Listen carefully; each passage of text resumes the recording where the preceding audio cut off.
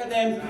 O decano, o professor Manso, está com essa ideia de a gente ampliar isso, né? Criar, por exemplo, setor de protocolo que não tem, né? Quem faz é a Secretaria Administrativa. Então tem que haver também esse estudo e esse olhar do decano, porque senão a gente não caminha, quer dizer, ou seja, a autoridade, as gestões têm que estar junto, atuando, ouvindo sempre o trabalhador, porque o trabalhador com certeza tem muito a contribuir. E por que adoece? Adoece porque o nível de estresse, as políticas públicas hoje, de uma forma geral, não suporta a questão de salário, a questão do reconhecimento do trabalhador. Então, acho que é isso, e nós estamos ficando doentes sim. Não tomarmos cuidado, eu não fico, eu luto e falo, e faço a crítica, vou lá, busco, há 34 anos estou aqui fazendo isso.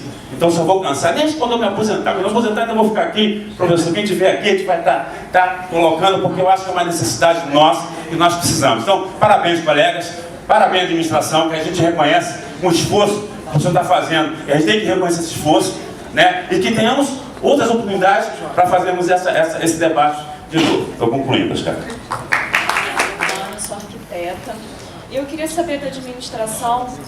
Eu estou num setor muito difícil, muito complicado.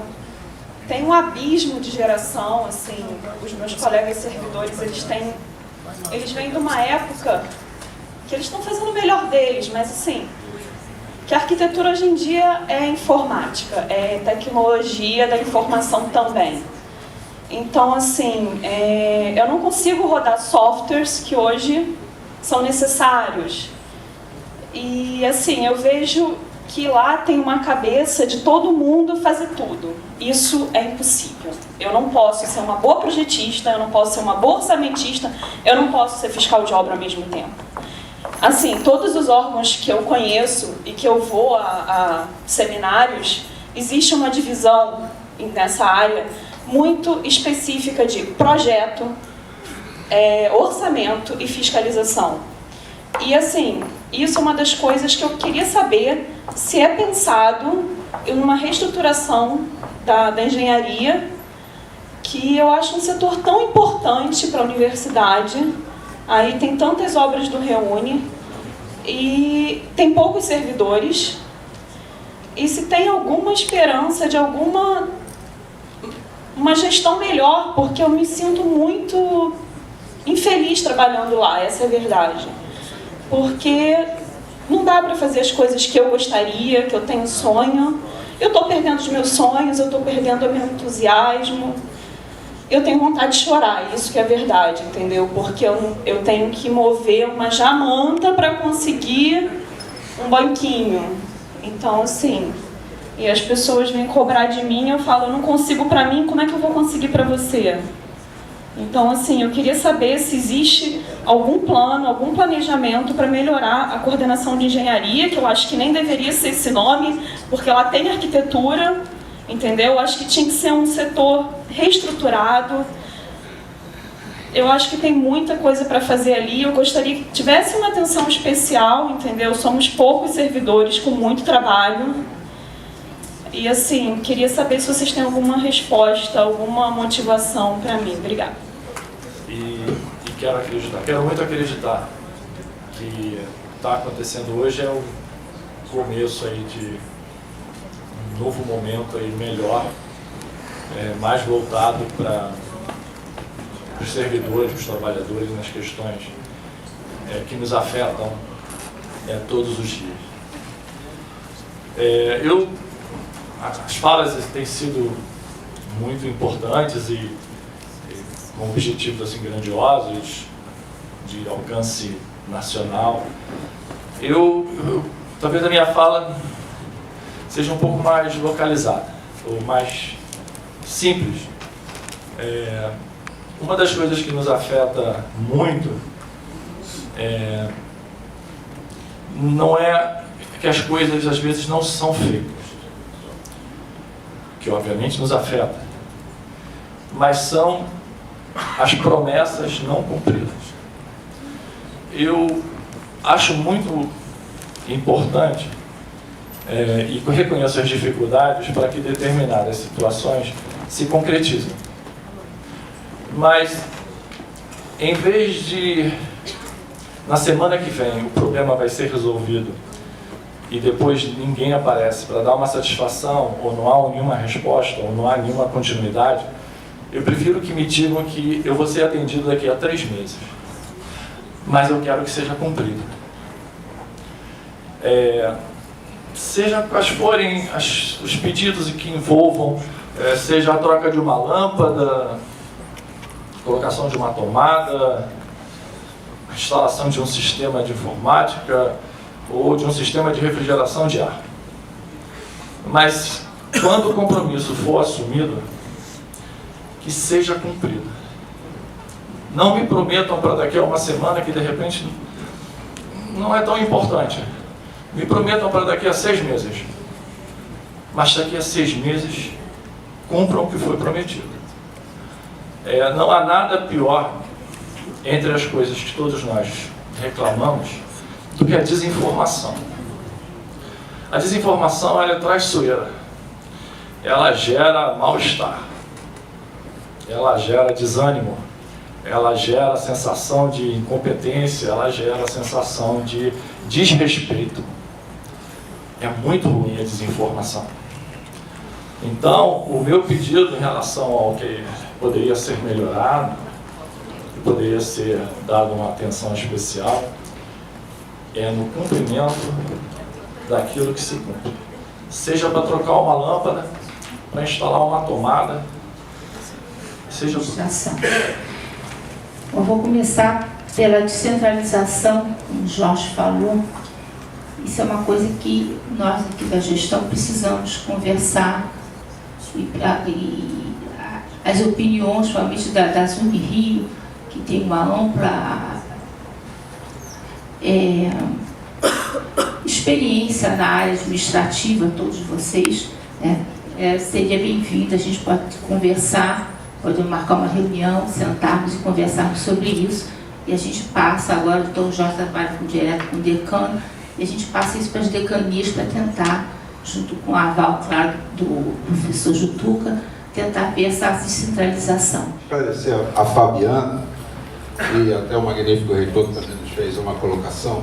A questão do software e demais atividades de TI hoje em dia, uma contratação exige uma série de coisas. A DETIC está subordinada à SLTI. O que é a SLTI? Secretaria de Logística e Tecnologia da Informação, ligada direta ao gabinete da Presidência da República.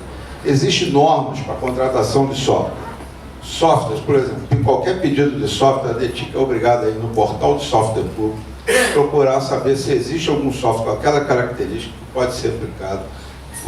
Não tendo isso, abrir a concorrência. Esse tipo de concorrência hoje em dia é complicado. Nós somos obrigados pela Procuradoria a pesquisar também no portal de transparência do governo se alguma entidade federal, entidade pública já fez alguma compra daquele determinado equipamento ou software, e para aí sim startar o processo de licitação.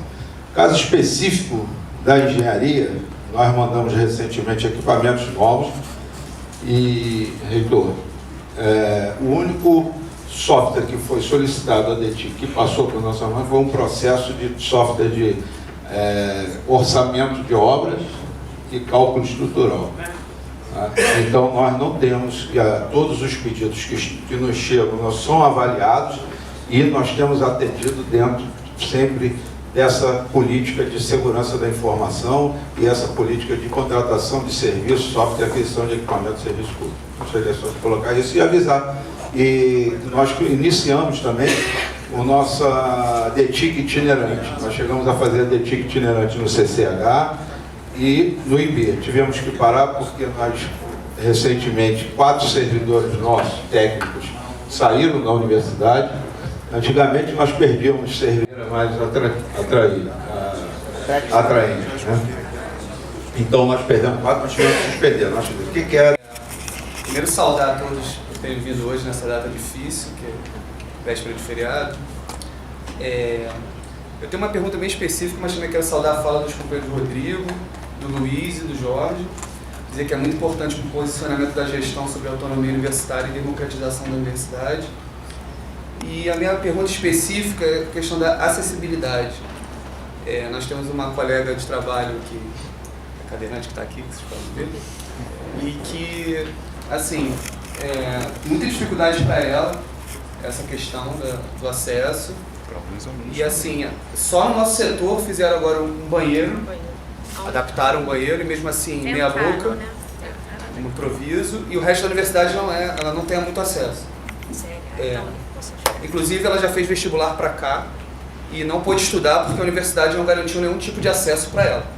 Isso é um problema para mim, na minha visão, muito grave e que perpassa anos e nada mudou em relação a isso. Então eu gostaria de saber uma posição também da gestão sobre isso. Basicamente isso. Sou lotado no CLA e eu tenho algumas questões relativas ao que foi dito no primeiro bloco. O reitor se referiu ao problema dos elevadores, que é algo que incomoda ele também, né? E eu sei que o senhor não é onipresente, não é onisciente, mas essa questão dos elevadores, que é uma questão específica, que deve ser... Tem uma normatização de procedimentos. Eu nunca sei como pedir algo para a DETIC. De vez em quando é pelo sistema, às vezes é por memorando. Esse procedimento sempre muda. Qual é a posição da universidade em relação a essa normatização de procedimentos em relação não só à DETIC, em relação aos outros setores, às outras demandas que temos, certo? Em relação a isso, o reitor não teve nenhuma dificuldade em apoiar essa iniciativa. Inclusive, nós estávamos no período de eleição, lá em Ouro Preto, porque era o que mais adequava a gente. Ouro Preto não tinha relógio de ponto, não tinha isso, tinha alguns compromissos com os trabalhadores, então era ali que a gente queria fazer. E acertamos com o reitor essa decisão. Quando acabou lá o período, voltamos ao reitor, e o reitor convidou o diretor de Recursos Humanos e a Zunirio para a gente tratar da questão. Ficou acertado uma metodologia de trabalho. Mas você sabe que o Carlinhos é cabeça dura. O garoto não é. O garoto não é fácil. Não é fácil. Foi generoso com o garoto. Ele foi pelo outro lado, às escondidas, sem ninguém saber, e foi isso que o reitor chamou a atenção ali. Tá bom? Horas como informalmente nós estamos praticando, porque não há amparo legal para formalizar essa informalidade que estamos praticando. Não existe esse amparo legal. Existe amparo legal, por exemplo, no setor de enfermagem do hospital universitário. Esse eu já oficializei.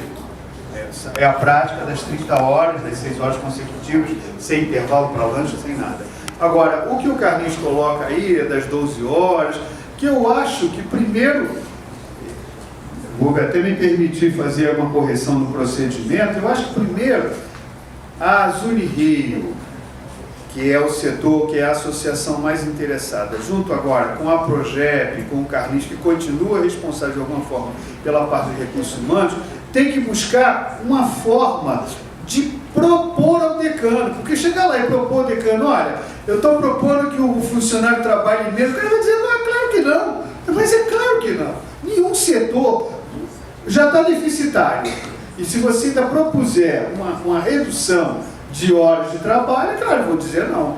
Eu diria não. Então eu acho que primeiro tem que sair alguma coisa factível, alguma coisa que possa ser feito, que possa acontecer, para que o decano absorva e a partir daí nós formalizemos por meio de uma portaria, por meio de uma aprovação no conselho, dessa forma, tá? Zé Luiz, só de vez em quando alguma coisa que eu me lembro, eu vou lá, eu prometo e cumpro mesmo, não tem por onde. Nós estamos para encaminhar uma minuta de regimento. Eu acho que o regimento, que é o que mais nos aflige, nós não temos um regimento. Nosso regimento é de 82, é de antes da Constituição. Nós temos estatuto e temos um regimento que está vigindo aí de 82. Então nós vamos levar uma minuta, uma proposta de minuta de regimento. Vou fazer reuniões